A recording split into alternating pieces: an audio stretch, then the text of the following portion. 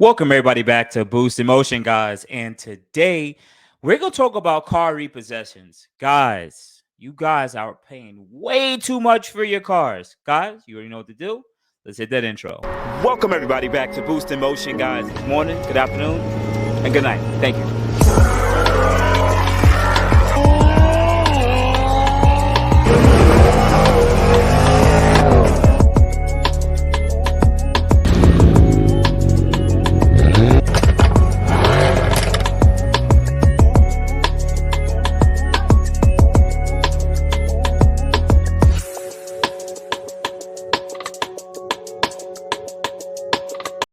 Welcome everybody back. Welcome everybody back to the channel. First thing, if you are part of the Boost Emotion family, that means you guys already hit the like button. So thank you, and I really appreciate you guys. And if you are new to this channel, watch this video and watch some other videos. I am Boost Emotion. I'm in the Infiniti community. I also own a Mercedes C63, but I also like covering different topics in the automotive world, and I help out anybody in the community along their automotive journey. But anyway, guys, let's go. Let's jump into it. Let me give a quick preface to this video, or pretty much this article. Pretty much right now, in the last 2-3 years, we understand what's going on with the car market. We understand that car prices were going up, but there has been something going on in the last year to 2 years that you guys really haven't seen, because the shit kept on getting pushed down the hill. A lot of people were going to get in some prime loans on cars, really inflated high prices of cars. The average car price is right around the $700 territory right now. The average person doesn't make that much to be able to afford a $700 car note. Also, some of these banks were giving out loans with people on unemployment. So in the last 6 months alone, ever since we've been having a big change, and what is it, about 2-3 days ago, it's been announced that we are finally in a recession, which means that we had 2 quarters. Let's just say January to March and April to June, where we continue to have less. The economy kept on slowing down, which means that we're starting to have a lot of inflation. I don't want to get into that jargon, but let's talk about how this is applied when it comes to car market. So car repossessions on the rise as the average price hits $47,000. That's the average price of a car that's on sale now, you new or used. Borrowers of all stripes are defaulting with some monthly payments over $1,000. The average price is $700 now, which it has increased. I think the average price was like $400 in 2021. So it's continuing to go up. Right? It is hard to read more news without hearing stories on rising car prices and gouging by car dealerships. Remember, these car dealers are also increasing pricing because guess what? We have a car shortage. So weird. That's one side of the story. And while it's important, there's a whole other thing happening on the financial side of the market that experts worry about. Repossessions are on the rise, meaning many people who bought cars in the past 2 years are running out of ways to pay them.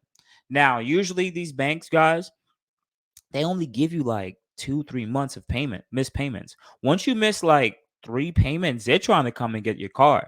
Now, there was some executive orders and stuff written depending on your state where they were pushing this shit down the hill, where they were giving people extensions so to not repossess their car, because we were in a issue in the last 2 years.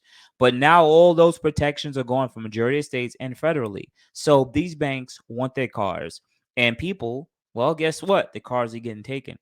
According to Kenny Blue Books, the average price of a new car rose 13% a year over year to $47,000 in May. Combined with a record high monthly payment, it is easy to start piecing together the story. Emmons data show that the whopping 12.7% new car buyers are on the hook for payments of $1,000 or more. So if you're going to get a new car right now, they're saying 12% of those people are paying over $1,000. Those are mortgage payments numbers for much of America, and they're being applied to the depreciating asset. Guys, remember, the average car is not an asset. The average car, they will go to zero at some point. Now, if you're talking about luxury and exotic cars, they're a little bit different, because if the cars have a following, let's use an example. Let's say like an M3, depending on the last 10 to 20 years, at some point it gets this bottom cash value. um, compared to, let's say, a Honda Civic. At some point it will go down to 0 or 5,000. It will always continue to go down. We are talking about luxury. We are not talking about luxury makes and models here either. People are paying over sticker, and several new models and even non-luxury vehicles are becoming more expensive as the demand remains strong and supply remains constrained. Prices are part of the problem, but BARUM points out many of the buyers are defaulting on loans purchasing these cars in 2020 and 2021 when they were receiving stimulus money and temporary bumps in their pay due to the pandemic. As those benefits recede, some are left holding the bag with a monthly auto loan payment that eats up the significant portion of their monthly incomes. Remember, the average man is only making what, around 40 to $50,000 a year, and women are making a little less than that. Now, I know you guys might be making more than that, but we're talking about the average for America. So just imagine a $700 car note for someone who's making $47,000 a year. They can't afford it. And majority of the cities that we live in, or majority of the average, I think, one bedroom apartment in America is like $1,200, $1,300. Just add those numbers up: $1,200 rent, $700 car note. We're not even talking about insurance. How is somebody, this average person, affording this? Some expect the scenario to play out like the subprime mortgage crisis in 2008 and 2009, but it's impossible to tell where inflation and global politics will lead the economy next. Barron's also interviewed car dealers who regularly purchased repossessed vehicles before they head to auction. One noted that the repossessed cars are not coming out of situations where the buyer's loan to value ratio is trending well north of 100%. Loan to value, or LTV, refers to the loan amount versus the vehicle's value. So a car with 10,000 with a so a car $10,000 with a $2,000 inventory markup yields 120%. It's attempting to believe the spike in repossession numbers is due to low wage workers or people with bad credit dragging down the system. But that's not entirely the case. It's true that the repos for subprime borrowers almost doubled from 11% since 2020. But repos of prime borrowers, people with solid credit, this is people who have decent credit, also doubled in the same period to 4%. This is still a small portion, 4%, but for millions of cars, that's a lot. The market also is trending negatively before was also trending negatively before the pandemic begun. So buyers who were already jammed may have got a temporary respite from repos due to the early rollout pandemic stimulus cash. All right. So that's pretty much the end of the article. I'm not going to go through anything here, but guys, comment below. Tell me what you think. Tell me what you think about this article, because to be quite honest with you, the numbers are in. We are in a recession. There's plenty of stuff going wrong in the world right now, especially in America. Prices of everything has gone up, from eating, gasoline, things you buy. Everything is continuing to go up. And the average person can't really afford it. And I said this 2 years ago. Was more to the people that's most closely to me, around me. I said they're pushing shit down the hill. And for them to close down the world and inflate and print so much money has now affected every subsector. If you have it, you actually got more now. I actually earned a lot more money in the last 2 years than I did even before then. But some majority of people, that's not the case for them. Some people lost their decent job to pay for their decent life, and now they had to pretty much put strings together, you know. But I'm also going to be fair here. If they're saying that prime people are the ones that's not paying off their car loan, maybe I gotta pick on people too. We have a culture in America of overconsumption. We pay more. Remember, debt is basically paying for what you're going to make in the future. So if you go get a $50,000 car, you're basically saying for the next X amount of years of working, you're going to be paying off a $50,000 car. You're betting against that, right? But majority of people, we want to keep up with the Joneses, or we want to get something new. I mean, to be quite honest with you guys that are watching, one of the reasons, as I told you guys, why I sold my Infiniti Q60 was because the market kept it at the same price. And I've been watching this market for a while, and I knew the prices were starting to come down. So I said, you know what? Let me sell my Infiniti Q60 now before I lose the chance of going back into the negative. And I drove that car for free for about a year and a half.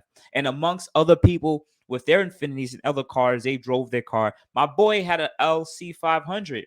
He said the payoff was $55,000 for it. They gave him 78. So just think about that. And it was a lease. So he actually basically drove the car for damn near free, or his payments were probably cut in half. So this is where we're in a weird market where some people have been driving regular cars like if they're luxury exotic cars that got their bottom cash value. But that's not going to be the case forever. At some point, this is going to return normal, and a lot of these cars will go back down. As I showed in my other videos too, I was looking at the price trends of Q50's and Q60's. My same Q60, before this whole nonsense 2.5 years ago, my car would have been worth $25,000 or less. Would have been right around there. Now, because I purchased it and because of what happened with a shortage, it actually gained in value because of a shortage. You know, it applies to the certain different models, but these cars will go back down in price. So if you know that, I'm gonna tell you guys like this. If you know that you're willing to sell the car soon, you want to get into something else, you may want to sell your car at a value, but understand whatever you're going to go get is also inflated. So you're kind of in a position that, yeah, you sell it to get your money back, but then you get into something that might be overinflated in price. So always use like car gurus and look at their trends and see what the prices were and offer that to the word towards the dealer. You know, don't go into subprime situations. Get your credit up, save your money up, put more money as a down payment. Don't finance the car for the next 7 years and pay all that extra money for it. Pay the car off a lot quicker. I want you guys to go out there and not get screwed. And if you are in any situations where you're getting repossessed, I'm sorry, guys, hide your car. I'm telling you, take the plates off, put it behind the building. I don't care what you guys do. But at some point, they're going to try to get it or they're going to get it, and you're going to have to handle it. Call those companies up and say, hey, listen, I need to set up a payment plan. I need to do this. I need to do that. If you can't sell the car, if you have the title with the lien on it, sell it to CarMax or some of these dealers. They'll actually purchase your car as long as you have the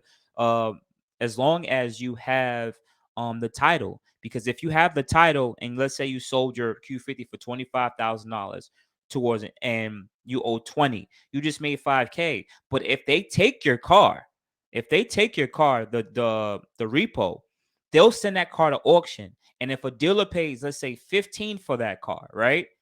At the auction, you owe 5 if you owe 20. You see what I'm saying? You got to understand, people, we don't understand what's going on in the real world, and a lot of us are getting screwed. So go out there, search for information. I don't want none of my Boost in Motion family getting their cars repossessed. But at the end of the day, I'm here to support you guys. And I'm whatever I can, I give you guys direction on however I can. You already know what to do. Hit me up at Boost in Motion on IG, Facebook, and Boost in Motion on gmail.com. I appreciate you guys for always showing your support and love for the channel.